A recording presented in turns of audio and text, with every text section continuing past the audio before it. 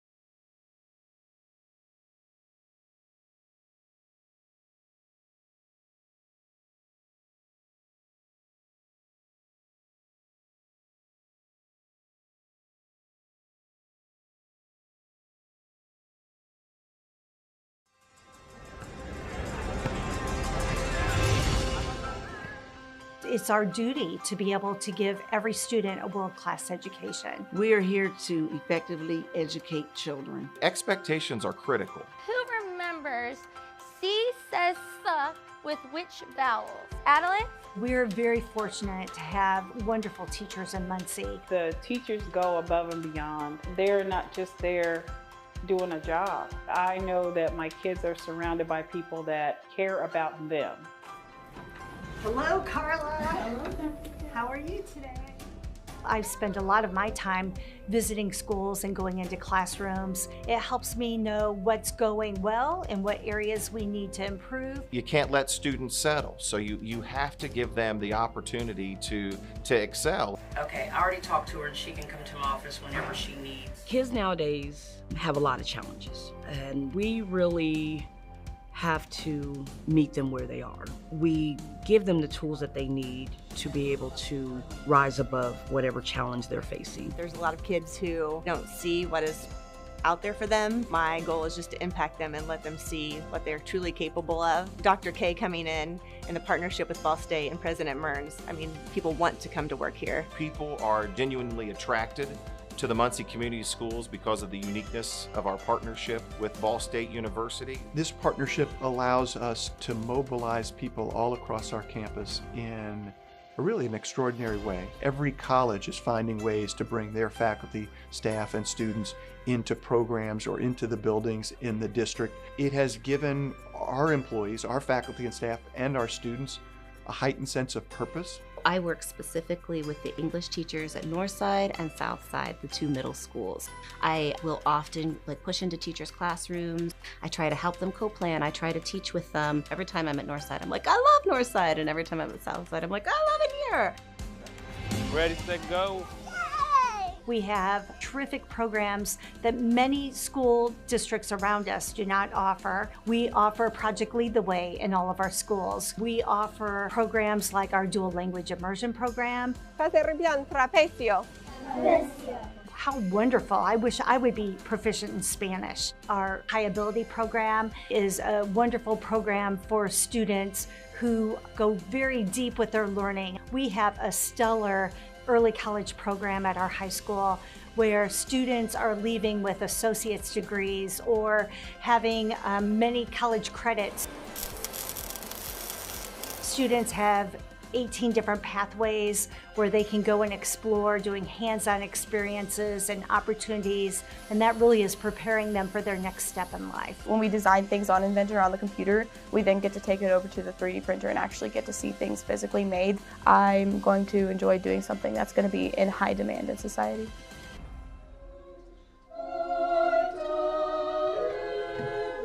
Going to Muncie Community Schools has really brought me good opportunities that I don't know if I would have gotten anywhere else. Our schools are the real world. They are kids from all ethnic backgrounds, all socioeconomic backgrounds, religious backgrounds. My own children and grandchildren attend Muncie schools, and I would not advocate as much if I didn't truly believe in what we do is what's best for kids. I think we're going to continue to see more and more families move to Muncie and choose to send their children to MCS, and that will just be a virtuous cycle. I will not be happy until we're a world-class school district. We have everything in place to continue moving forward. I feel great about what lies ahead.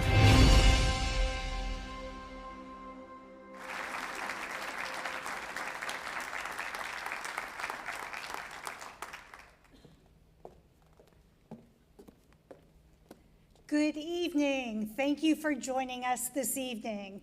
My name is Ann Kwiatkowski, and I am proud to serve as the Director of Public Education and the CEO for Muncie Community Schools. To begin with, I would first like all the members of the Muncie School Board to please stand up and be recognized.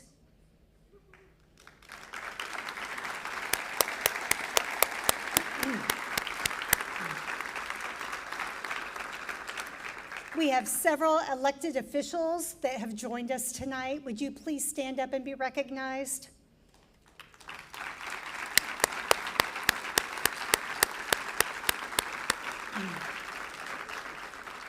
And then our Community Engagement Council, will you please stand up and be recognized?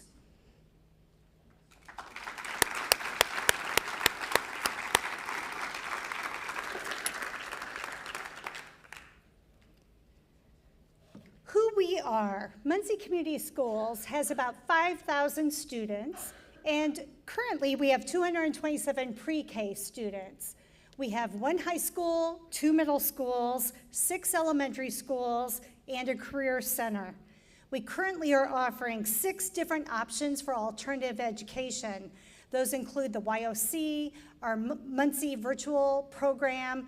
We have the Crossings, our new program with Ivy Tech, and then several within our schools. We currently have 382 teachers and 248 administrators and support staff. Diversity is one of our greatest strengths. In Muncie right now, we have 22% of our students are Black, 6% are Hispanic, 16% are multiracial, 54% are white, and 3% are Asian, Native American, or Pacific Islanders.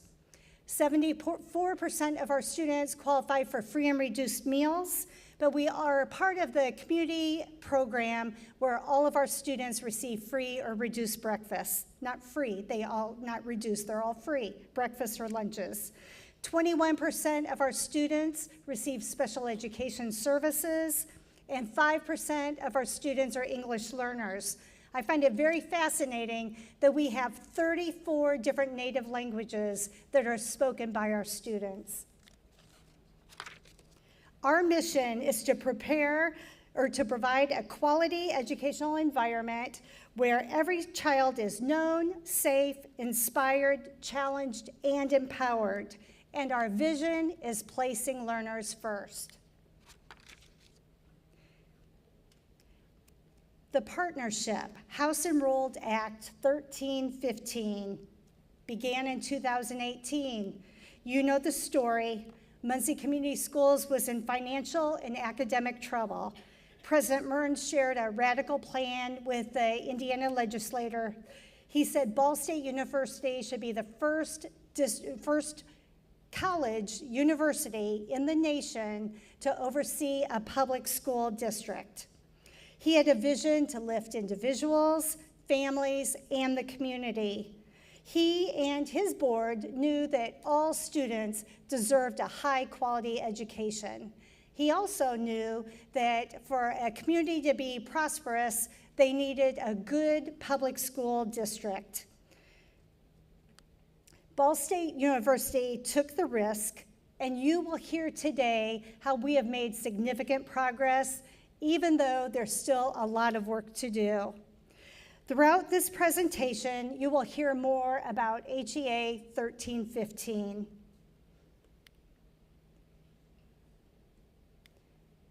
It is now my pleasure to be able to introduce Governor Holcomb. Before coming to Muncie, I had the good fortune to serve as a senior education advisor for Governor Holcomb, Indiana's 51st governor, and I saw his keen interest in schools and especially Muncie Community Schools.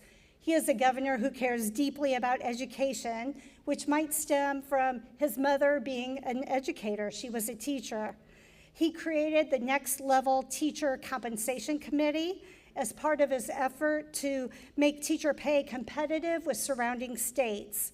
He launched the Next Level Jobs program to prepare and connect more Hoosiers to high-wage, high-demand careers.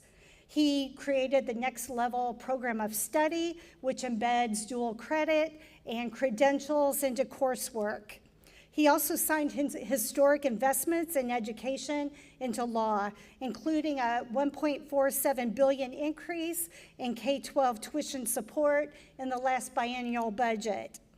Over the past 5 years, Governor Holcomb has watched us closely, and when I see him, he tells me that he thinks we're doing a great job, and that's all because of you.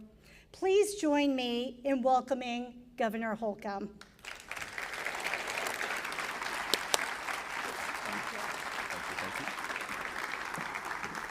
Thank you, Dr. K. And thank you for reminding me of my mother before Mother's Day, and for reminding me that I had my mother as a teacher in the 3rd grade when I first learned life wouldn't always be fair. She put me in the slow reading group, and I've not gotten over that ever since, but I digress. It was indeed, you remind me also, Leanne, of the day that you informed us that you would be moving on from the administration, and that was a bittersweet day. You gave obviously so much of yourself in our office and in the administration, but it was also sweet because I knew where you were moving on to. And you were moving on to where our state needed you the most. And I've just been so proud ever since to see what has come of your continued service. But I say all that wanting you to know that I'm leaving the light on for you, Leanne. If you ever should find your way, working your way back down south again, then just know that there is a place for you. I also wanted to just take a brief moment to, I've said this in front of other company, but it bears repeating, that President Mearns, I'm thankful every day that he too moved up, swam across the Ohio River, and found his way to the Indiana Promised Land. And I have not stopped chirping since he made his way to Ball State's campus. I just so appreciate and respect and admire, quite frankly, his leadership. And dare say we wouldn't be where we are today without his willingness to take a risk, maybe get out of the comfort zone and lead by example.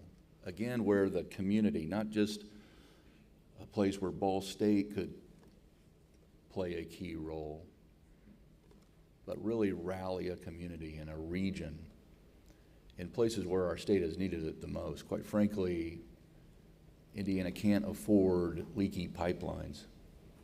And the pipelines that are built out from the university's campus in throughout the community and throughout the state can make the difference, not just a difference, but can make the difference, one student at a time. And so for those pipelines, I'm just eternally grateful for President Mearns' steadfast commitment. And watching this, the reason I wanted to, and it took me a nanosecond to say yes, can I be there in person? I wanted to, upon receipt of the invitation, just share what Leanne said and just share my voice of appreciation and just how grateful I am to everyone that came together. It's just proof how powerful collaboration and commitment in a community can be. And when I think about the community at large, I mentioned the university and this school, the board, the reports that I get, the board that was introduced earlier that are known by the teachers and the students and the parents that are playing a very active role in this endeavor. The trustees, obviously parents, students, everyone that has a hand that came together to prove that this harmonious collaboration is a key to success, and then therefore a key to our state's success. And I think when you measure it one student at a time, it's impossible to measure that ROI. Today and 10 years from now, because of what you're doing today, and just how proud you must all be to have been on this journey, but then to realize what lies ahead in the journey to come. And it's one of those sources of joy when you see this pathway that's been built here in Muncie, Indiana, proof that it can be done across the nation. What you have here is somewhat unique. And it inspires others to do things that were once thought unthinkable or undoable. Or why would we go there? Why would we risk it? The proof is here.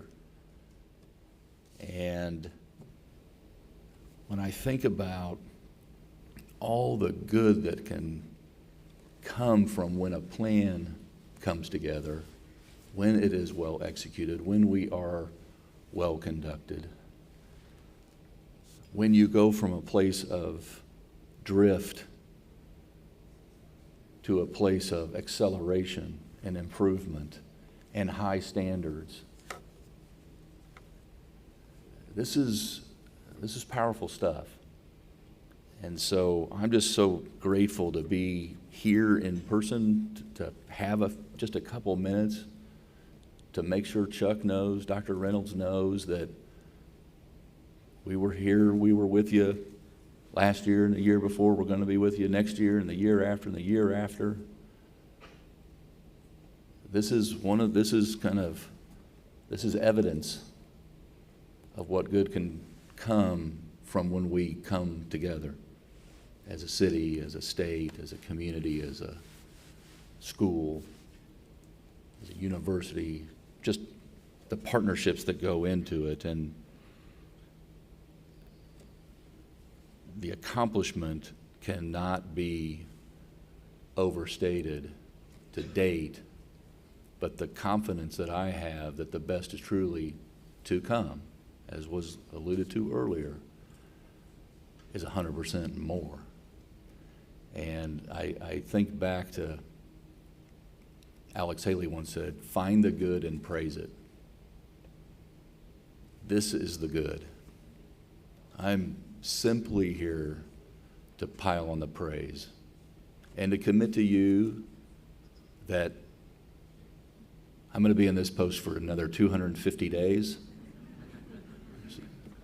So that's times 24 hours, 6,000 hours ahead. And I just commit to you that we're going to continue to double down. We're going to continue to triple down on the very same fronts where you are, as will the legislature, making sure that no one is walking alone on this journey. And so for that, again, I just say, as you continue in this pursuit of educational excellence, again, we're right there with you, and the best is truly yet to come. So congratulations to everyone that had a hand in this. Thank you, and God bless.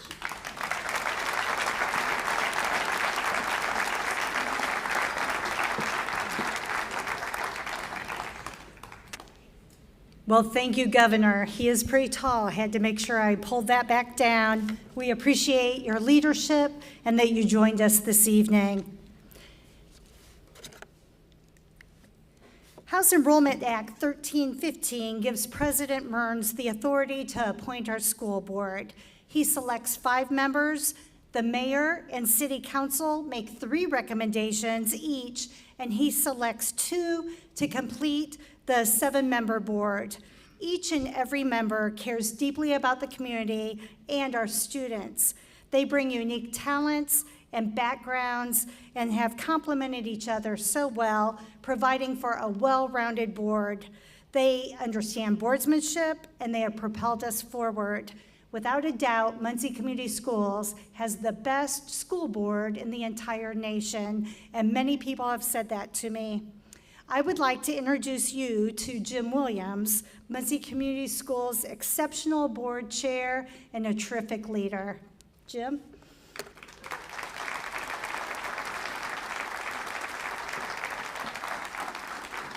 Good evening, everyone.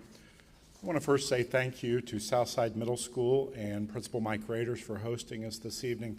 The school looks fantastic, so thank you very much.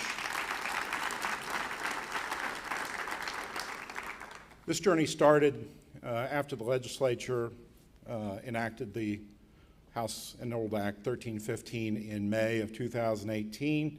In June of 2015, President Mearns and his leadership team started standing up a school board, and they needed to have it done by July 1st. And they did remarkable work in pulling together a community forum. They had, I think, 90 plus applicants, and then winnowed it down to 20 finalists who participated in an open community forum. And from that, the university was guided by its stated goal of selecting a diverse and representative board consisting of members with complementary skills and talents and a passion for public education, and specifically Muncie Community Schools. They accomplished that task, and then starting in July 2018, with the able assistance of Vice President General Counsel Sally Falling, the board went through an orientation, and then we had our first meeting, which lasted all of about 4.5 hours. We have since shortened those meetings, though we still continue to meet 2 times a month, which is unusual in the world of school boards in Indiana. We have felt that excuse me, twice a month meeting schedule keeps us focused and keeps us deeply engaged in the governance of Muncie Community Schools. The board, and I am not an incredibly able clicker, but there we go, is made up of Dr. Keith O'Neill. Dr. O'Neill finished his doctorate at Duke University during his service on the board. He is a local pastor and a product of Muncie Schools. Dave Heater, whose father is a Bob Heater, taught at Muncie Schools for a long, long time. Dave is also a product of Muncie Schools.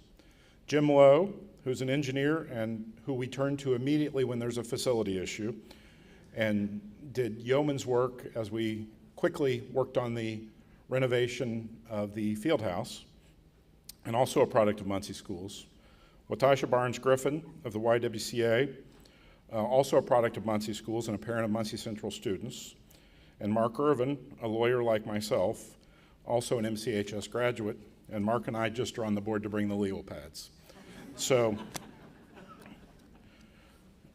we have served well together over the past 6 years with a focus on the academic, social, and physical well-being of our learners and the transformation of Muncie Community Schools into a model school system. I want to talk about a number of items, and there'll be some slides here that illustrate this in greater detail. But student enrollment has stabilized. We've seen a drastic improvement in district finances. We have a $32 million cash balance. At about the time we took our oath of office in 2018, it was in the neighborhood of a negative $9 million. So that's a significant swing.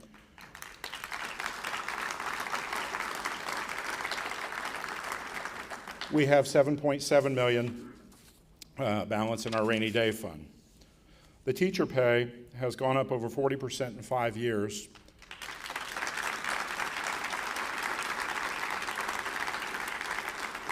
And the other day during our dress rehearsal, the number that you see there, 34,659, had been inserted at 36,500. And those who were with me will recall that I said immediately, no, it was 34,659. And I said that number was emblazoned in my mind, and it had not changed for a number of years.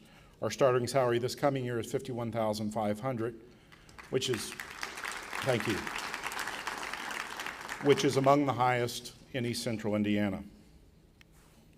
Our enrollment has stabilized over the last several years, and we've seen increases in 2021 and 22, and then in 23, 24 again.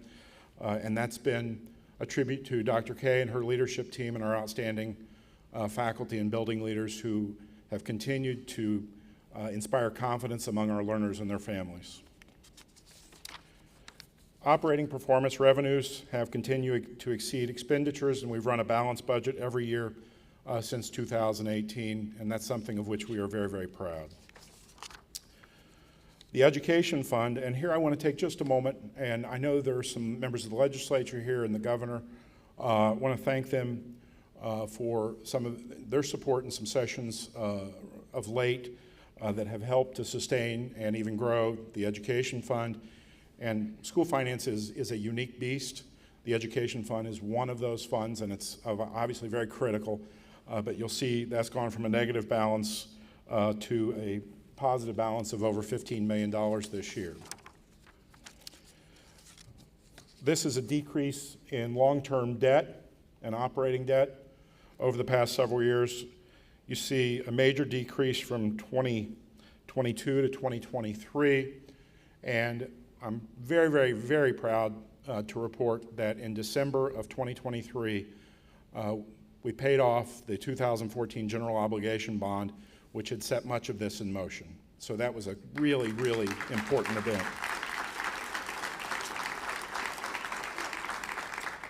And here again is our teacher pay, and you can see year after year after year after year, $34,659 as starting salary. In 2019, that went up to $36,500, and then it's gone up several times since. So again, we are very, very pleased with that progress. At this time, I do want to take a moment and recognize the university and its leadership, again, for taking the risk and recognizing that higher education in the 21st century will have to take an active and sustained and intentional role in the communities which they occupy. And in that regard, President Mearns has been at the very front edge of that curve. I've been in practice for 34 years, practicing law for 34 years, and during that time I've represented nearly a dozen institutions of higher education. In that time I have worked with some tremendous educational leaders. I can say without any doubt in my mind whatsoever, President Mearns is at the top of that list, and we are very fortunate to have him at Ball State University.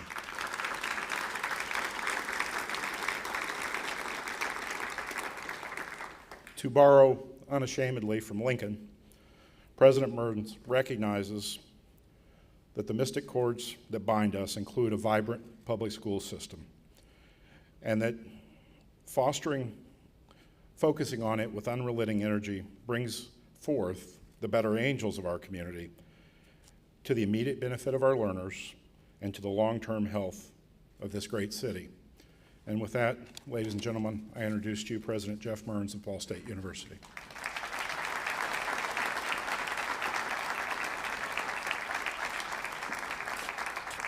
Thank you, Jim. Thank you for your very kind words, and good evening. On behalf of all of my colleagues, faculty, staff, students at Ball State University, I want to first begin by expressing my gratitude to all of you who joined us this evening. It's a special night.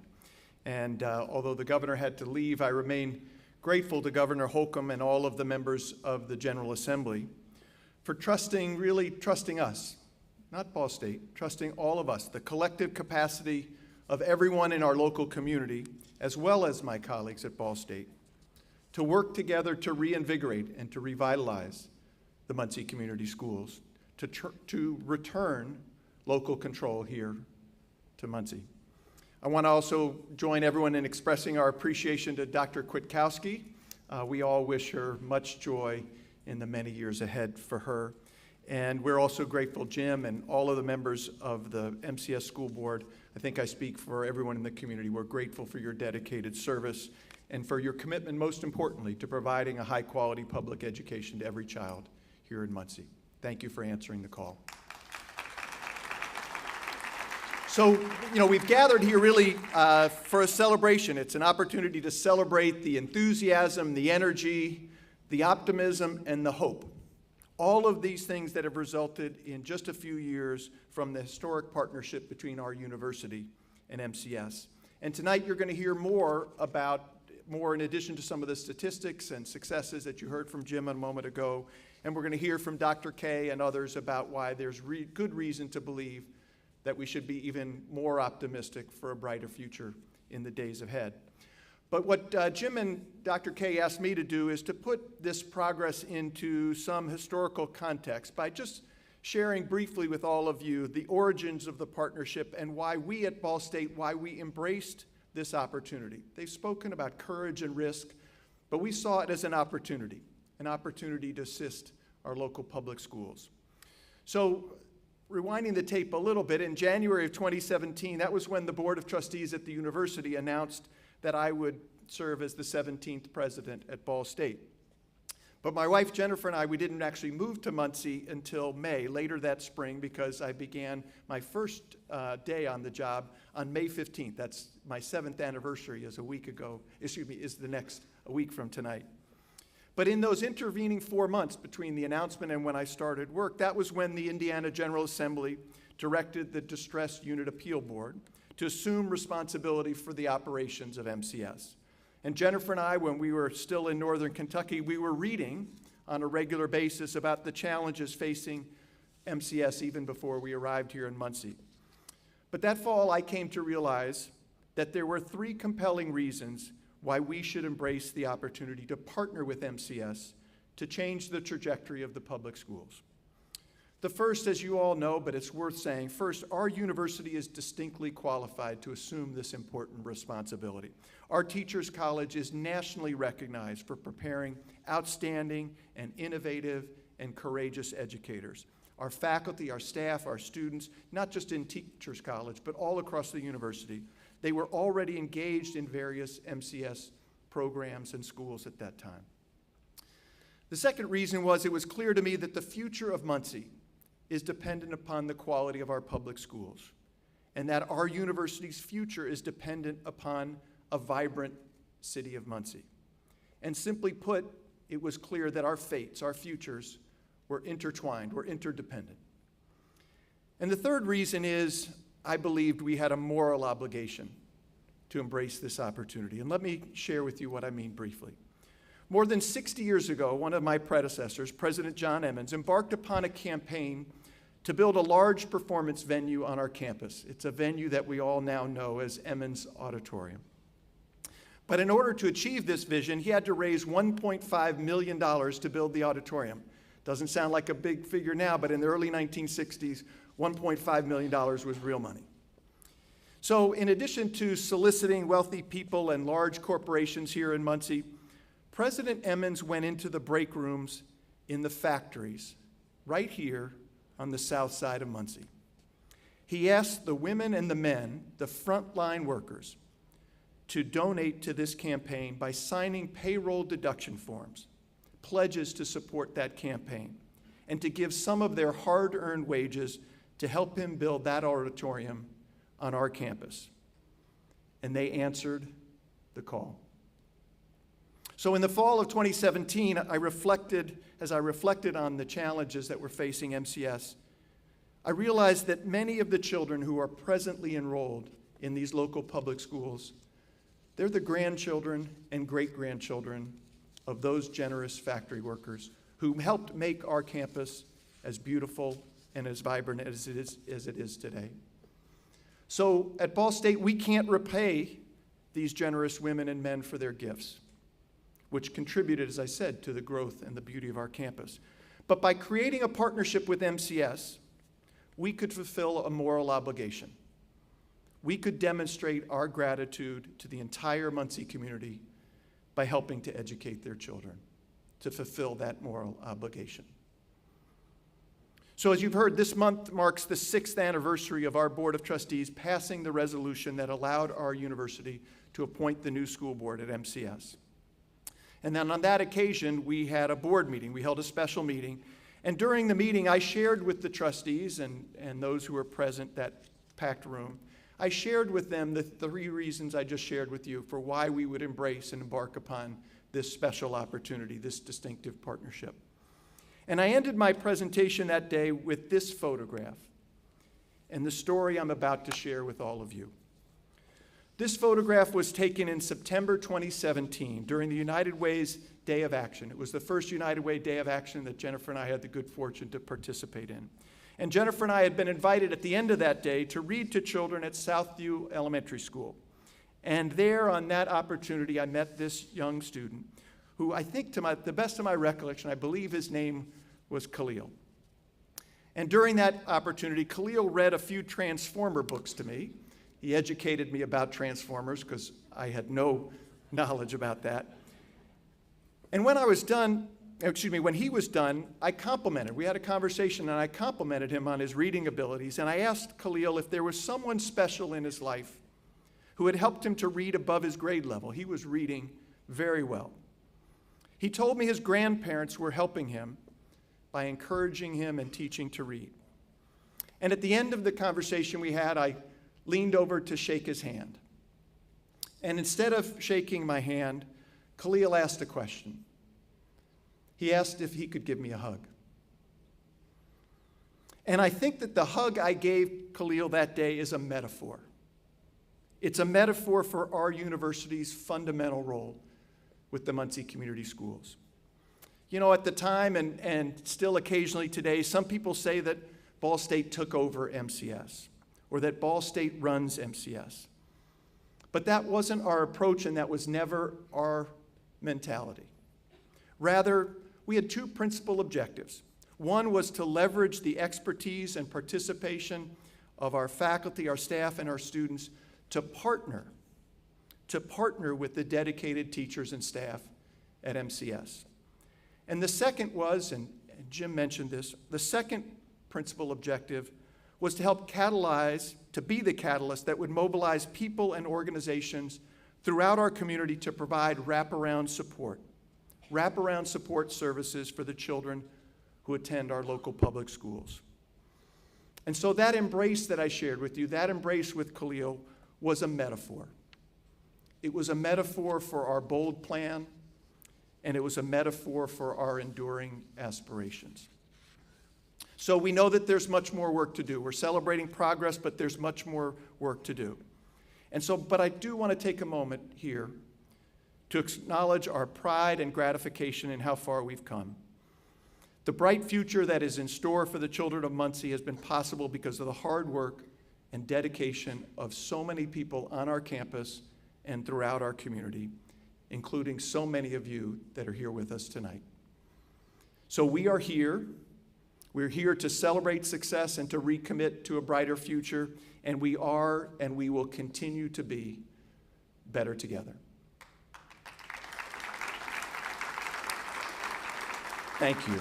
So a moment ago I spoke about Khalil and about the students at Southview who are learning to read. Now I have the opportunity to share with you how the school district is implementing a new curriculum to improve the reading proficiency of all students. So I invite you to watch this short video about the science of reading. Who remembers C says "s" with which vowels? Adeline? E. E. Beautiful. The science of reading says that we need both decoding skills and language comprehension skills together in order to be good readers and read for understanding. Decoding in the simplest terms is being able to sound out words or to recognize words. And then the other bucket is language comprehension. Students need to have vocabulary, they need to have background knowledge, they need to understand sentence structures, they need to understand figurative language. How about house? Nathaniel? When I was done going around the block, I went back to my house. When I was done going around the block, I went to my house. Where does that one go? I love CKLA. CKLA stands for Core Knowledge Language Arts, but everyone calls it CKLA. Connecting science, social studies, reading, and writing. That is literally what the curriculum does. So I really like how the curriculum brings all of it together. The best thing about the science of reading is that phonics and the letters and the sounds that you learn, we're adapting that same day. Whether it's reading a passage or writing about it or talking about it or doing an assessment about it, they are understanding it that same day. S, S. I see more engagement with my students. We do it at the beginning of the day, so they're tired from coming in, but they're more engaged. They want to do it. You cannot have reading without writing. You cannot have writing without reading. So I'm not gonna lie, when I first looked at the curriculum, I was like, there is no way my kids are gonna do this because it's a lot at first and it's very rigorous. It constantly has the kids thinking about something, asking lots of questions that are depth of knowledge questions. With my kids, after the first week, they just kept telling me, why is reading going so fast? Or why is science going so fast? And I was like, because you guys are, like, we're working really hard, but it's almost like they don't realize it. You have a paper beside you. It's called A Good Life that an author wrote. What makes CKLA so powerful is, one, the texts are really rich. They are really engaging and the kids really enjoy the content. Fluency is key, but so is understanding those words. And the best thing with the Science of Reading CKLA is the words get broken up into what the phonics is. So if the word is fence, it'll have F-E-N and then a dot in the middle and the C-E, so they can understand we've worked on that C-E. It should make that S sound. You're getting them writing at such a young age, so then when they get to the higher grades and the testing grades, it's not like a foreign language to them. I think teachers are going to be really happy with the materials. I am excited about the switch. I'm actually very excited. I feel like we're gonna see a lot of growth. I know change is hard, but this has shown results. I do think that I might have to raise my reading bar a little bit with this new curriculum because if it goes the way that it's gone this week, they are going to fly through those books that I had planned. We'll probably see more immediate results in kindergarten and first grade, but at the upper grades, it will take a couple of years before we can start seeing the results with our formative assessment data. I personally commend Muncie Community Schools for doing this, and they really want to give our students the best opportunity that they can to learn reading. I'm very excited for our kids and our teachers.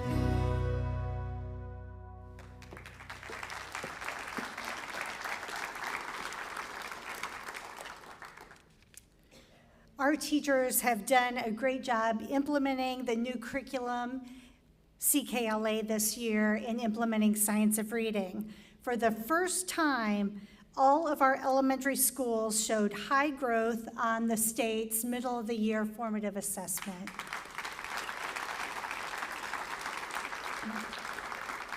Now, high growth does not mean always proficiency, but what it does mean is we're closing the gaps and we're moving students closer to proficiency, and that's terrific.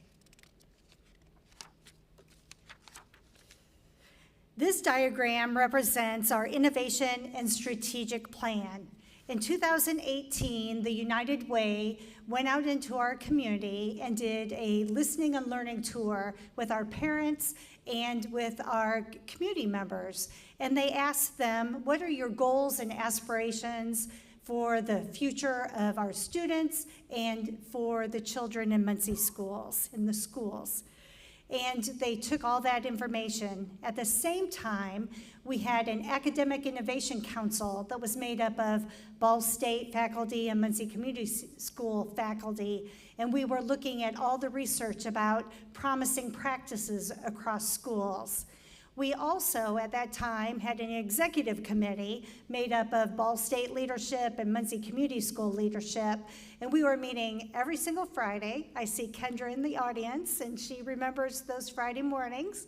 We would meet every Friday morning, and we were working on our innovation plan. We also engaged with a panel of experts from across the state and the nation, and they gave us feedback. The very best part of all of this is that all of the recommendations from all the different groups aligned. Our innovation and strategic plan outlined 2 foundational principles and 5 operational pillars that create a strong foundation for our schools.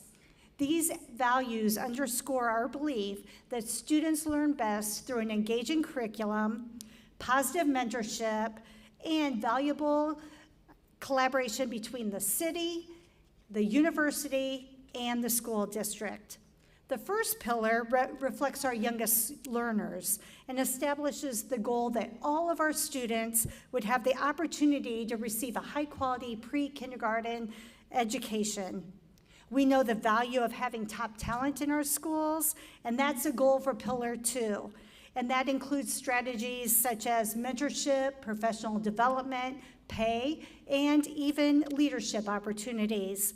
Effective teachers are the most important factor contributing to student success. Pillar 3 reflects the heart of our plan, and that is the teaching and the learning.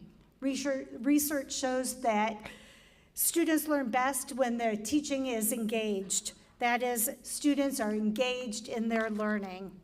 In our district, we know that academic learning is not the only area that needs attention, and Pillar 4, social and emotional learning, extends our attention to the whole child. We believe that families and communities, Pillar 5, are central to the academic, social, and emotional growth of all students. We use the cradle to career, community-based approach This approach outlines the importance of education from birth through career and showcases the inseparable connection between education attainment and economic prosperity. We infuse these two foundational principles, culturally responsive practices and continuous aligned and strategic professional learning, directly into all 5 of our pillars. And so now I get to showcase some of the good accomplishments based on our different pillars. The first pillar is with our pre-K education. At the beginning of the partnership in 2018, we had 50 students who were enrolled in pre-K. Today, we have 227 students enrolled.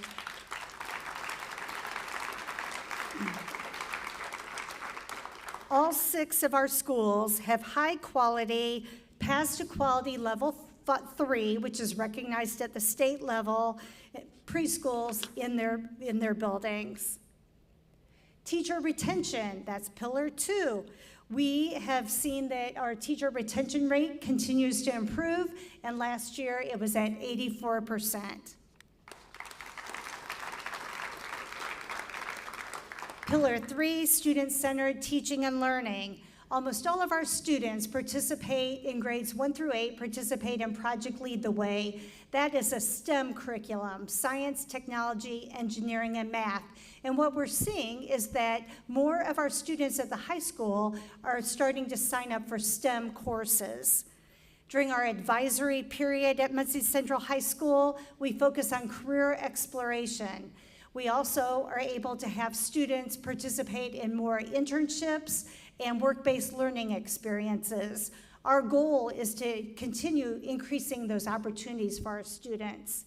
And then last summer, we had nearly 1,800 students participate in 20 different summer programs, and many of those were offered by Muncie Community Schools, and we also had many great community partners who also offered them. I see Mary Dallison tonight, and I know Moms has been offering summer programs forever, and we're just very proud of those partnerships.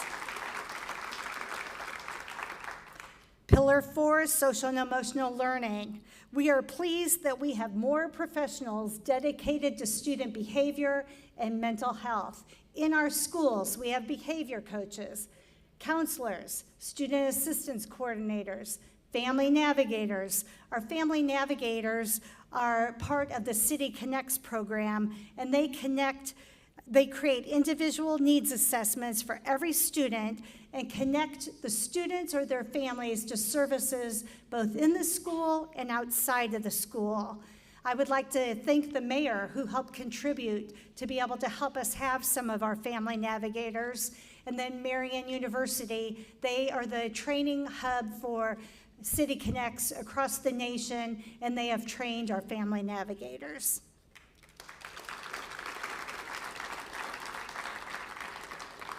The Ball State Psychology and Counseling Intern-Extern program provides additional building resources. Pillar 5, family and community engagement. Well, this pillar took a little bit of a halt during the pandemic. And so we are really on the road of trying to get authentic parent involvement back in our schools. We have monthly big idea nights at each of our schools, and this is in partnership with Second Harvest and other community partners. Our schools, I know I see all of our principals here tonight, are always having different family events on a monthly basis. We've just finished our school friendliness assessment with Scholastic, and they came in and did walkthroughs, material reviews, surveys, shopper calls, and they will be giving us feedback, and that is a way that we're going to determine some of our next steps with family and community engagement. Cradle to Career Muncie, this represents the Cradle to Career Muncie, connects individuals and organizations with trusted information and resources, providing insights into critical milestones from early childhood to career. George and Frances Ball Foundation serve as the backbone for Cradle to Career Muncie. Together, we work to build a strong civic infrastructure by connecting people, ideas, strategies, and resources. We use a collective impact approach. We are working toward the same goal together. There are collaborative action networks that are called CANs, made up of community members, parents, business leaders, and Muncie Community School staff. Each CAN focuses on one of the milestones.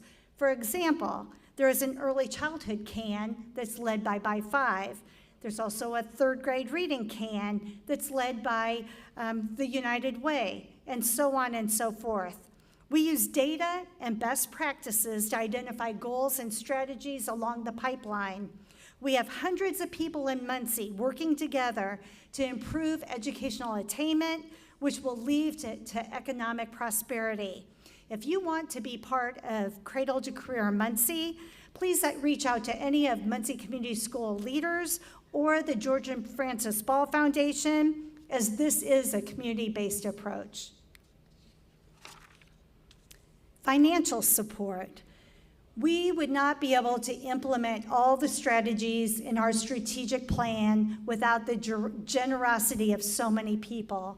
Since the beginning of the partnership, we have brought in $22 million in total support.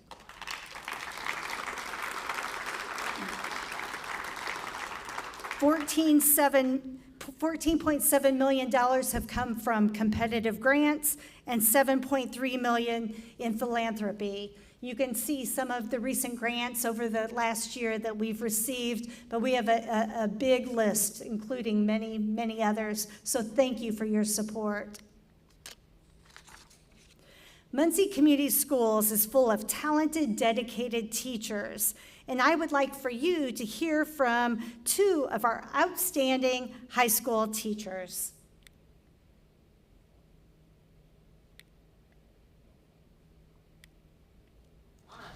Okay, who called me back here? I'm Marnell Bishop, and I teach chemistry. I really believe that teaching is a calling. I reach kids who need to be reached. We just work with all kinds of different kids with all kinds of different abilities and ideas and behaviors, and it's really important to make sure the kids know that you care and that you're interested in them. Then they're going to generally show you respect. I can't imagine doing anything else. This is one of my favorite lessons. My name is Tabitha Reichert. I am a special education teacher here at Muncie Central. What works for one student doesn't always work for another. The thing that I want to focus on the most in every class is building a relationship. If I don't have that relationship and they don't want to be in the classroom, I'm not going to get anywhere with them. I just want to keep finding those little things that will help inspire students, because maybe someday it's going to completely change their life.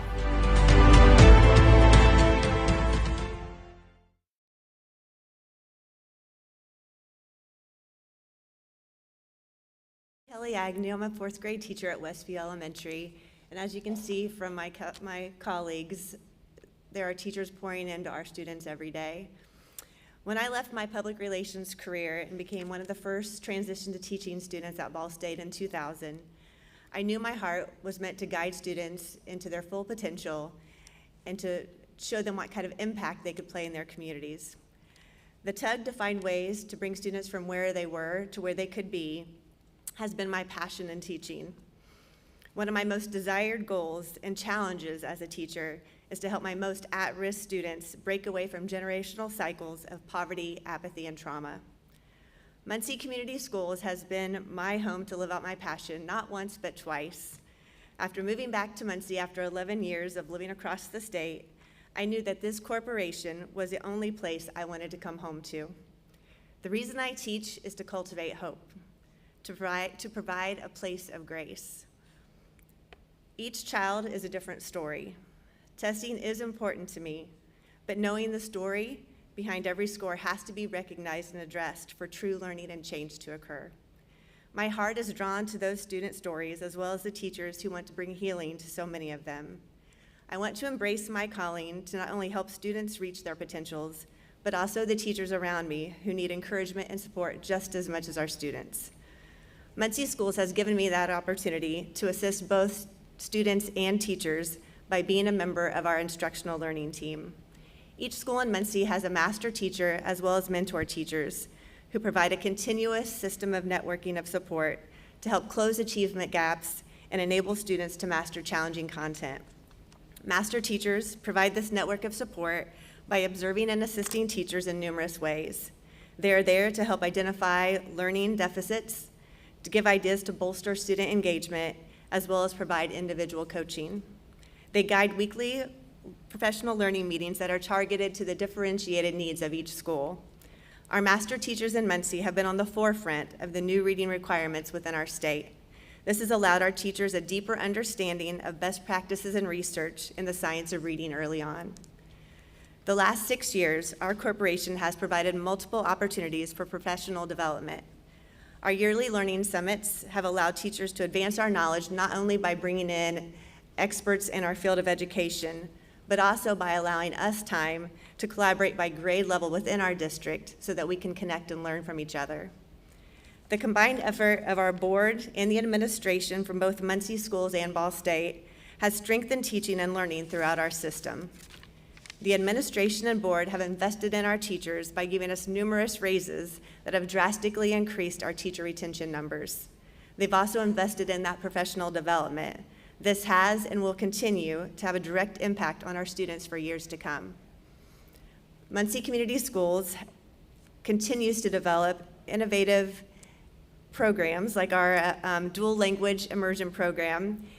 It's given us a new avenue of learning that's not very common within our state.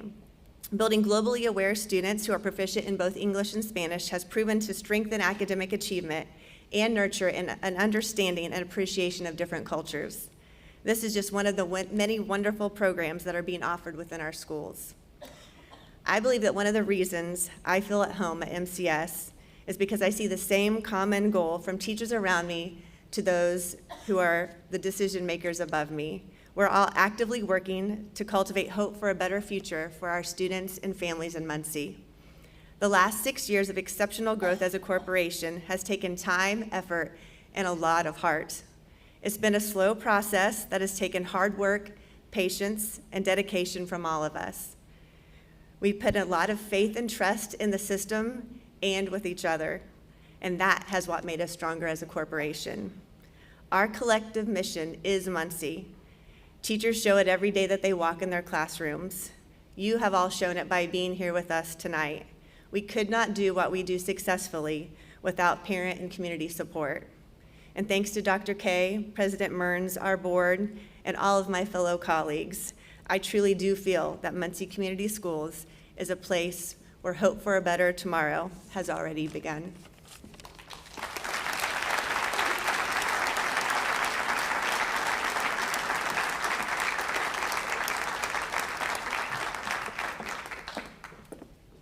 Well, thank you, Kelly. I love visiting Kelly's classroom, and I watch the learning that takes place and the way the students respond to her. And Kelly is an example of our Pillar 2, where we talk about leadership opportunities, because next year she's going to become the master teacher at Westview Elementary School.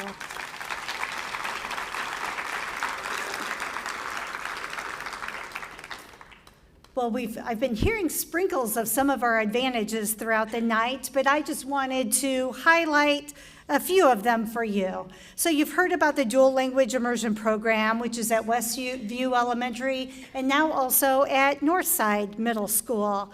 Students spend at least 50% of the day learning in Spanish. Not only are students proficient in 2 languages, then they also are learning about different cultures.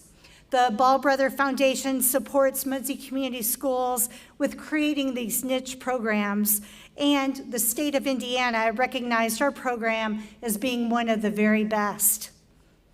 Our High Ability program at East Washington Academy, our 2 middle schools, and our high school is where students are placed in the program with others who motivate and challenge them to reach their full academic capabilities. Our early college program at Central, students earn college credits while in high school. Students and families benefit from the reduced or free tuition. This year, we have 40 students who will graduate with an associate's degree.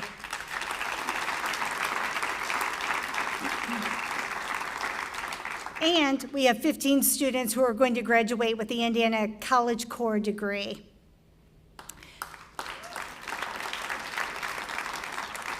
And you'll be impressed with this number. Students saved $580,000 in tuition costs with the dual credits they earned. Yes. They are walking away with over 3,400 credits. I have to mention Camp Adventure. We provide outdoor education at a wonderful camp in partnership with the Optimist Club. Students learn leadership skills on the ropes courses and can have fun fishing and hiking. Literacy and science camps take place at Camp Adventure the entire summer, and we also run a school year outdoor education program. And then finally, our Muncie Area Career Center. Not only do Muncie Central students benefit from our Career Center, but also students from Delaware and Randolph counties. Rather than me tell you about the advantages of MAC, I will share this video with you, and then you can hear from our outstanding director, Kayla Beasley.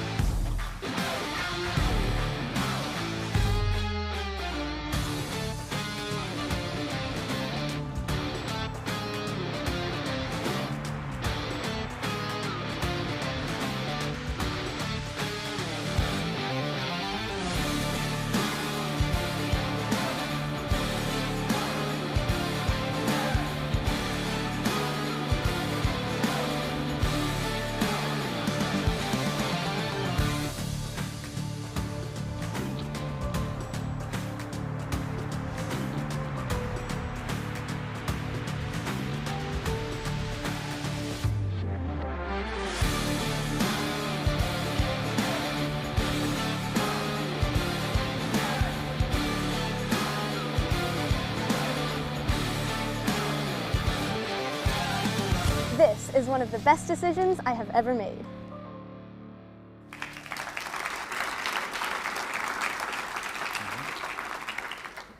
Good evening. My name is Caleb Beasley, and I'm the director of the Muncie Area Career Center, and it is my honor to represent the students, teachers, staff, and families from the Career Center tonight to share with you some about the unique advantages that we offer our students.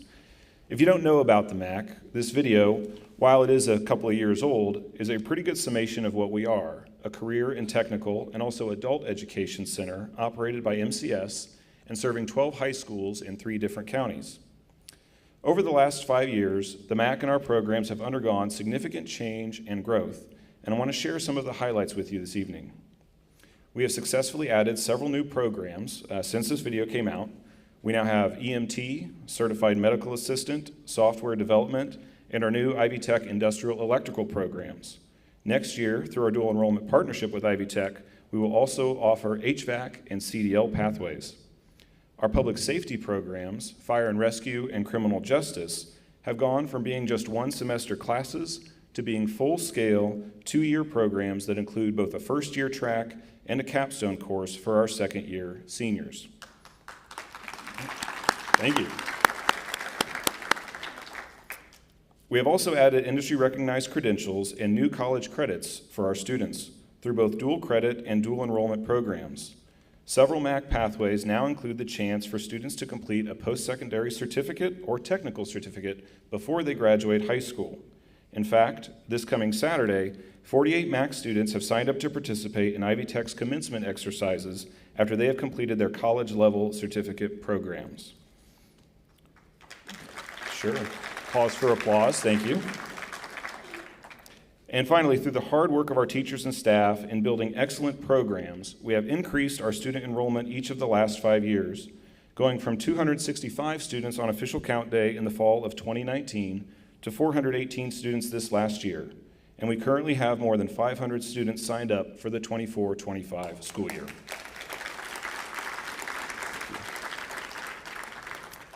So the numbers tell a good story, but we are most proud of the accomplishments of our individual students and the ways that their experiences at the MAC have paved the way for successful careers in their chosen fields. I'd like to share just a bit about some of our recent graduates. Mariah Racer. Mariah completed our first-year health science program. She became a certified nursing assistant while at the MAC, and then she went on to complete her bachelor's degree at Ball State.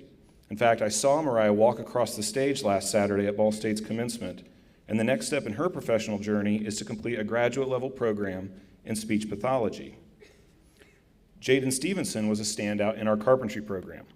Building a house with his MAC classmates and learning about different career options in the construction field pointed Jaden in the direction of construction management. After completing the carpentry program and graduating high school, Jaden enrolled in Ball State's construction management program. He has now started his own commercial remodeling business and is interning as a project manager for a local construction company while finishing his degree. Briley Foster was an outstanding student in our early childhood education program. After high school, Briley worked in local preschools before being hired as a preschool instructional assistant here at Southview Elementary, right here in MCS. Currently, Briley is working as a lead teacher in the preschool program over at Southview and is going back to school to further her career in education. The last MAC student I'll tell you about is a young man named Braxton Strait. Braxton completed the MAC welding program during his high school years, and after that, he went on to further training at the Hobart Institute of Welding Technology. After several years working in the field, Braxton returned to Muncie, and this last fall was hired on as our first-year lead instructor for the welding program. Thank you. It's been great to see his professional journey bring him back to the MAC to prepare the next generation of welders. In closing, I want to say that just as with the rest of MCS, we are very excited about where we are at this time, but we are most excited about where we are going. I want to thank our district leadership, our school board, and our post-secondary and community partners for all the support they have offered the MAC over the years. And I also want to say how much I appreciate our outstanding staff, teachers, and students at the MAC, because they are the ones who make the student experience truly unique. Lastly, as a proud product of Muncie Community Schools, and as a grateful parent of MCS students, I want to say thank you to all of the teachers, administrators, and support staff who work so hard every day to provide outstanding opportunities for our kids and our community. And for all the teachers out there, I want to say Happy Teacher Appreciation Week. Thank you.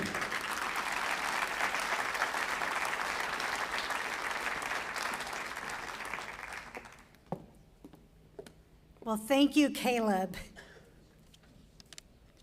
2 years ago, we had an influx of Afghan refugees and also additional English learner students into our community. We went from 60 English learners to over 220 today in just 4 years. One of the first Afghan families I helped enroll brought extraordinary talent. Sadiq, the father, speaks over 5 languages that he says he's fluent in, but we've heard him speak more than that. So we will say 5 tonight, but we know it's even more. And he is now a beloved teacher working with our English learners. He and his wife have 7 extraordinary sons. His son Faizan won a Martin Luther King Jr. writing contest, and last year placed 10th in the Civics Bee. Faizan recited his speech at our opening ceremony with teachers, and I wanted you to have the opportunity to hear from him today. Earlier I mentioned that diversity is one of our greatest strengths, and here is another example.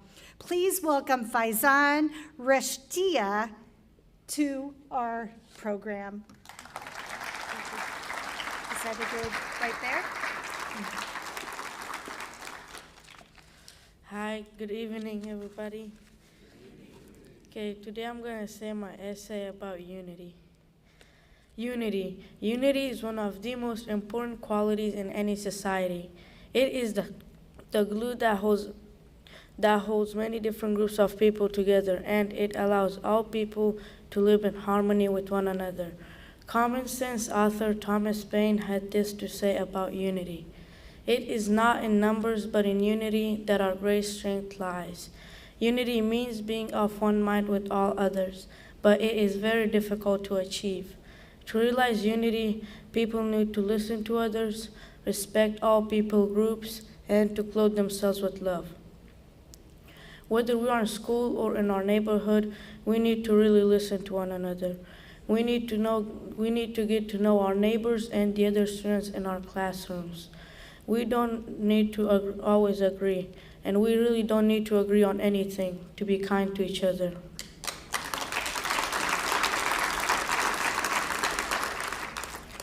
We need to listen to the other students in our classrooms and listen to others in a way that helps them understand that we think their ideas are important and valid. They also need to know that we feel their ideas are equal to or better than our own ideas. Everyone has good ideas, and we benefit when we listen to others and work as a team. Helen Keller once said, "Alone we can do so little, together we can do so much." We would be wise to follow this advice. Respecting other people is a stepping stone on the path to unity.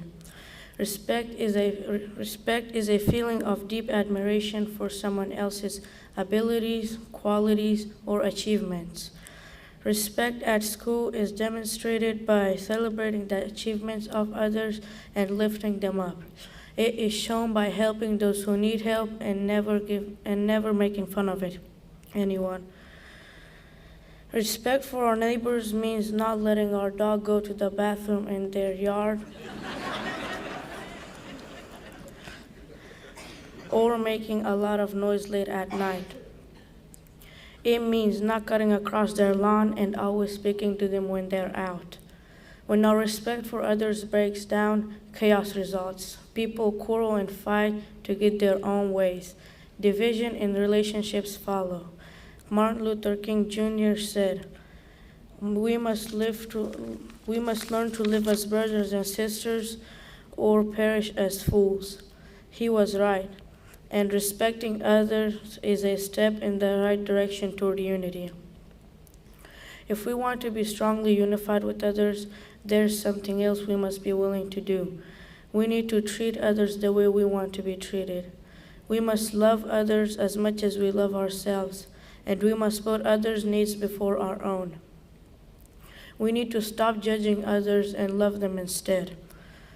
Mother Teresa once said, "If you judge people, you have no time to love them." We need to love all of our classmates and all of our neighbors, and if we truly love them, we can forgive and overlook their faults. There is no way to unity without love. It would be so wonderful to live in a world where everyone listened to others, respected others, and deeply loved others. We would have unity. Baha'u'llah, founder of the Baha'i faith, said this, "So powerful is the light of unity that it can illuminate the whole earth." Let's all be the light of unity and set our world ablaze. Thank you.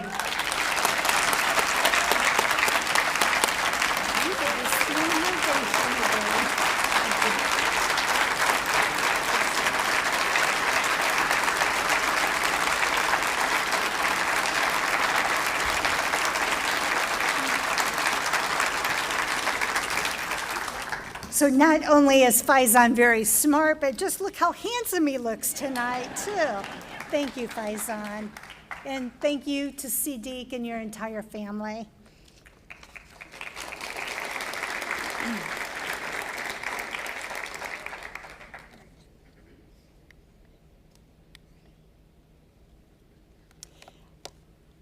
And now I would like to introduce you to our Associate Superintendent from Muncie Community Schools. He is very well known and very beloved, Dr. Chuck Reynolds.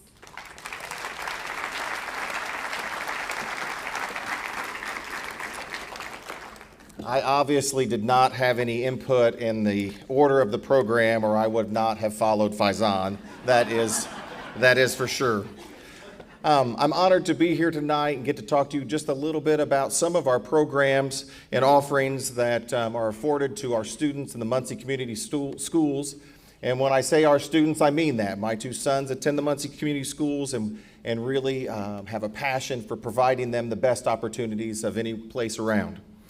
I have to be cognizant of time. We're already a little long, but I have to preface that we're not going to be able to talk about everything. Just a few highlights of some of the programs we offer, the whys behind the program, and some of the successes we've experienced over the last few years. We cannot begin a discussion about the extracurriculars in the Muncie Community Schools without talking about the athletic program. You'll hear more about Central Athletics from Mr. Holloway shortly, but just to give you a little teaser about some of our high school offerings and discussing our K-12 work. We are so proud of all of our K-12 offerings in athletics. It begins in the elementary. I think of Mr. Howe, our elementary physical education mentor teacher, and all the elementary physical education teachers who have implemented the Iron Kid program across the district. At all elementary schools, they are introduced to the basics of physical fitness, athletic growth, and the spirit of healthy competition. Additionally, the physical education teachers across the whole district have implemented the Bearcat Way, Coach Pageant, the Bearcat Way. The implementation of the Bearcat Way provides common stretches and language and athletic philosophy that comes across all aspects of the MCS athletics and our physical education program. As a result of these athletic initiatives, we've seen an increase in athletic participation, including one of the largest winning percentage turnarounds in the state of Indiana for our boys basketball team in 22-23, state qualifiers for wrestling and track and field, and semi-state qualifier in cross country, and team and regional qualifiers for boys and girls cross country. Now, we also recognize that athletics may not be a passion for some of our students. With this in mind and the launch of in 2019 of Project Lead the Way, a demand began to grow for a STEM-based extracurricular activity. And as a result, and of the vision and passion of Brian Jerome, the Southside Middle School robotics team was born. Under his guidance, the Southside robotics team has quickly proven to be a powerhouse in East Central Indiana and across the state of Indiana.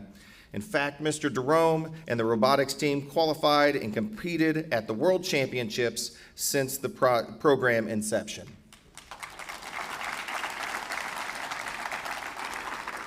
And so not only have these students grown in their STEM skills, they've developed their problem solving and problem seeking skills to prepare them for many jobs in the future. At Northside Middle School, we've seen a launch of a brand new program and new successes for others. This new opportunity is Titan TV, a streaming program providing coverage to all things Northside and MCS. And under the direction of Isaac Dennison, this small after-school club has grown into multiple classes offered throughout the day, creating content, news, school news, athletic, theater, their state champion esports team, their music programs, and much, much more can be seen as a part of this content created in Titan TV. So these Titan TV students aren't just having fun, they're honing their skills on collaboration, learning how to leverage technology to promote fellow students' successes, and how to be responsible consumers of digital content. Talking about the rich offerings at Northside Middle School, I'd be remiss if I didn't recognize Isaac Dennison, Chase Sprouse, and Tom Christ, and their students for being recognized by the Indiana State School Music Association for an All Music Award. Northside, yes. Northside was one of only 7 schools in the state to be recognized with this outstanding achievement across the spectrum of events offered throughout ISMA. I guess if you know me at all, you know I have a passion for athletics and the arts, and particularly band. A little biased. Research shows that students involved in extracurricular activities develop a well-rounded skill set that shapes and prepares them for a diverse range of career opportunities after high school. Students have the ability to balance creativity with teamwork and expression and discipline. These opportunities are available at Muncie Central, and when you couple that with outstanding instruction, student commitment, parent engagement, and and community support, you have one of the most successful music programs around Indiana. Their accomplishments include State Fair champions in 2021 and State Fair runners-up in 2023. And of course, the Muncie Central Band and Guard is under the direction of Dan Sager, Rhonda Reynolds, and John Clark, who coincidentally had practice tonight. I think some of them made it, but they had practice tonight already preparing for the summer. So if we could, one more time for the Muncie Central Band and Guard. Again, I don't have the time to talk about all of our programs, but again, I think that snapshot gives you just a little bit of insight on the dedication that our parents have and our teachers have for our students to provide them some of the best opportunities around. So going back to facilities, to house some of these impactful and innovative programs, we had several facilities that were in desperate repair of renovation and expansion. We knew that these buildings needed to be reflective of the programming that was occurring inside the building, on the outside, and within the building. So fortunately, we were able to leverage federal funds and some local bonds to expand and improve these spaces. East Washington Academy and Southview Elementary School were converted to old open concepts, no walls, no doors. Really, the rooms were divided by roll-around cabinets, coat racks, shelving units. But since then, we've created focused learning environments with upgrades to technology and much, much quieter learning environments. Space was constructed at Westview Elementary School to have additional classrooms and then also have dedicated classrooms for Project Lead the Way, art and music, a multi-purpose meeting room for parents and community meetings, as well as a space to have collaborative conversations with teachers and the instructional leadership team. While not as permanent at Northview, we were able to add 4 new portable units at Northview to address some of these overcrowding concerns there as well. And finally, our current project on the Muncie Central campus in the heart of downtown Muncie, the renovation at Muncie Central campus includes a new playing surface on the football field, a new track, home bleachers, and press box. And currently under construction is the new locker room on the north end zone that would include team meeting rooms, ticket booth, restrooms, and concessions. And still more to come in 2025 with the continued renovation of the football stadium and complex and renovations to the historic Muncie Fieldhouse.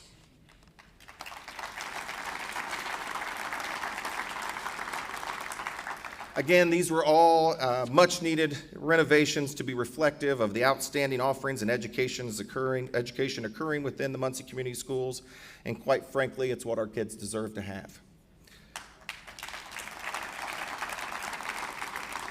Well, speaking of the Muncie Central campus, I would like to introduce my friend and Central alum, Jeff Holloway, Athletic Director at Muncie Central, to talk more about changing the culture and the expectations at Muncie Central in the athletic program.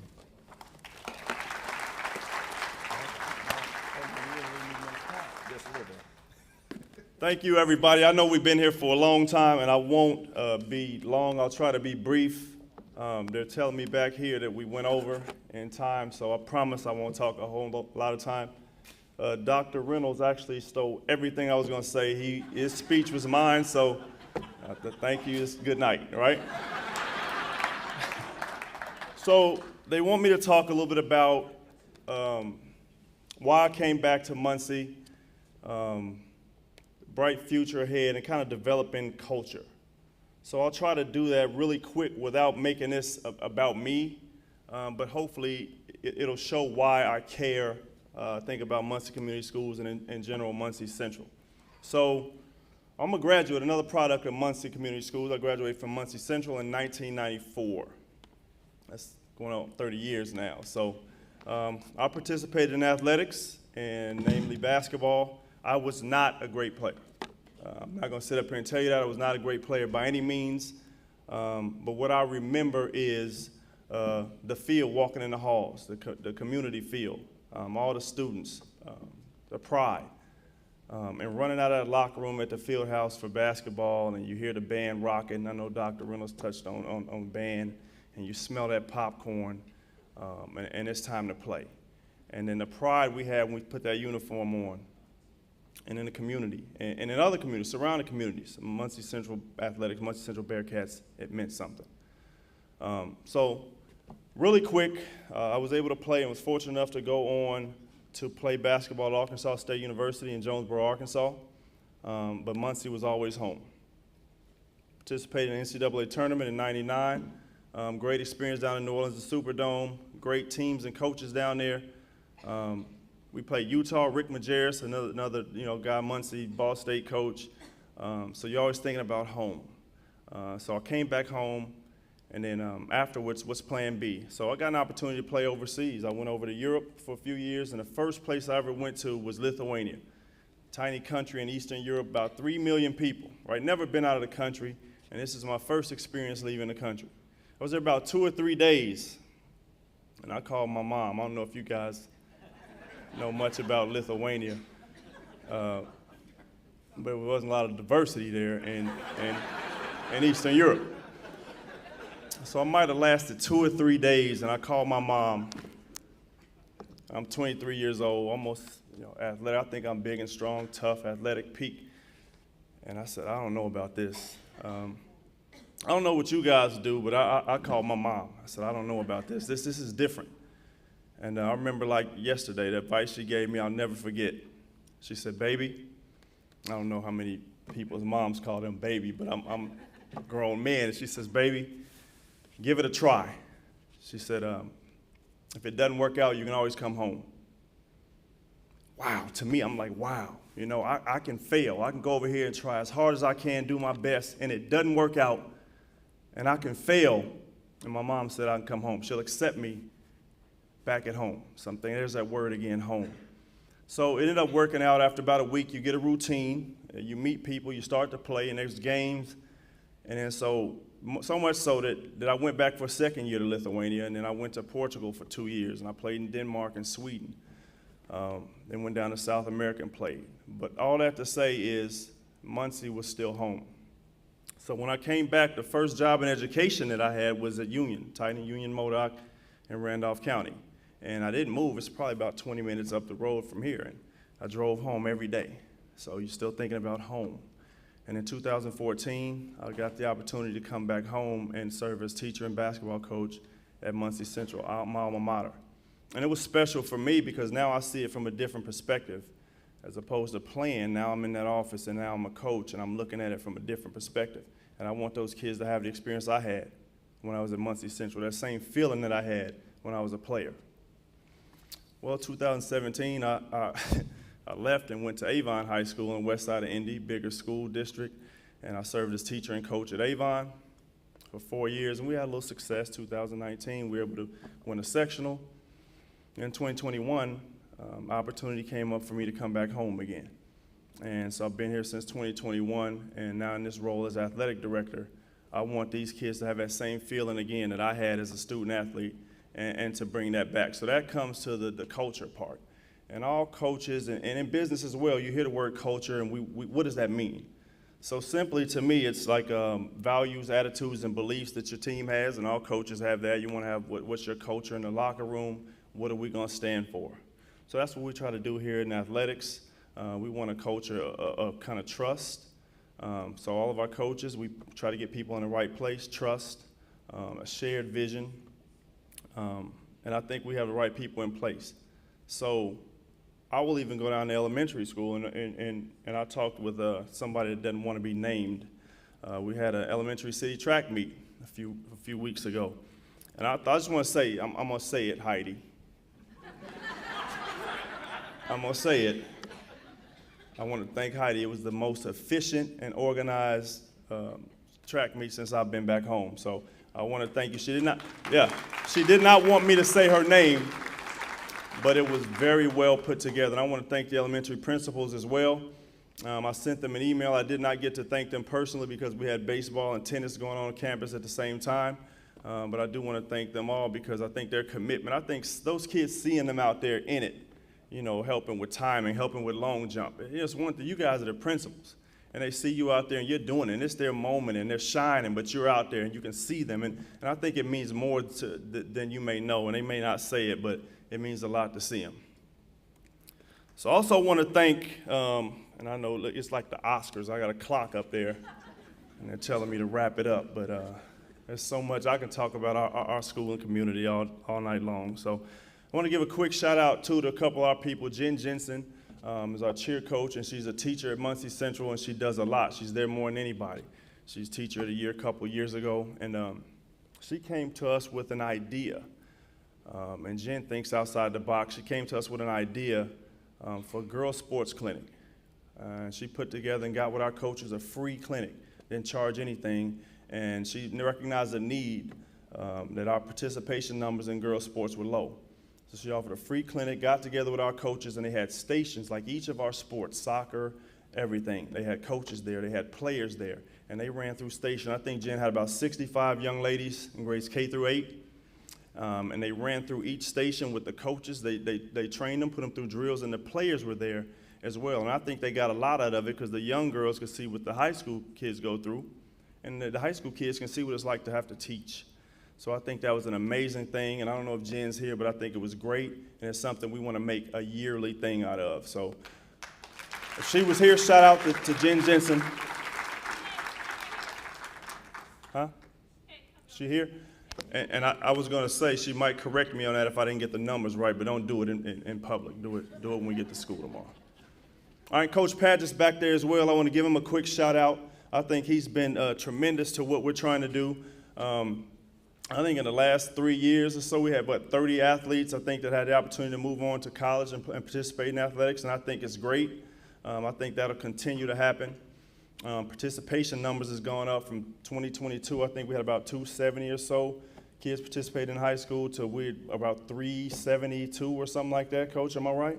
So I think things are happening. We may not see it. It may not show on the scoreboard yet. We may not be winning state championships yet, I think, but things are happening in Muncie Community Schools, and I'm here to talk about athletics, and I think you'll see it eventually. You guys just got to stick with us.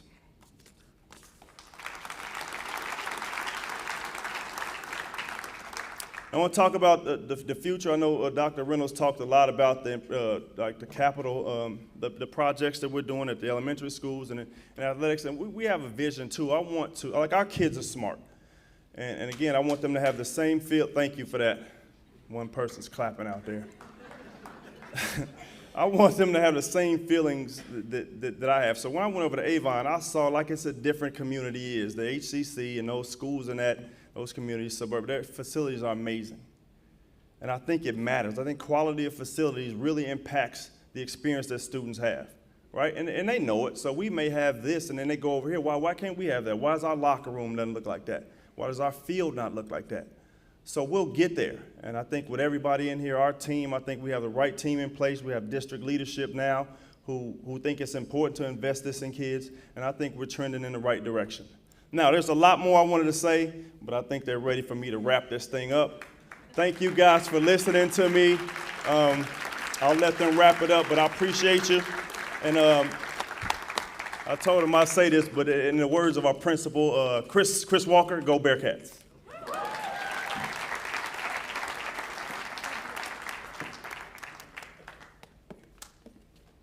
Well, you can see that we have the right athletic director at Muncie Central. Well, as many of you know, I've announced my retirement at the end of June, and it's very bittersweet. When you spend your days making impact, it gives your life a great sense of purpose. And I have thoroughly enjoyed every single day that I have worked in Muncie, and I have enjoyed getting to know so many of you and building such great friendships and seeing the way that you embrace the schools and this community. But as I've been working over the last 5 years, I had Chuck right by my side. He was there when we created our innovation plan and strategic plan. He's been there when we've implemented our plan. He grew up in Muncie and attended Southview Elementary School, and he was a graduate of Southside. He became a teacher and award-winning band director. He went on to become a principal and an associate superintendent. He is beloved in this community. Wherever I go, people come up to me and they tell me, Chuck was my favorite teacher. Hear it all the time. Well, he is ready to take the reins and lead Muncie Community Schools. I will remain engaged and will continue to support the district, but you can have confidence that Muncie Community Schools is heading in the right direction. Dr. Chuck Mearns.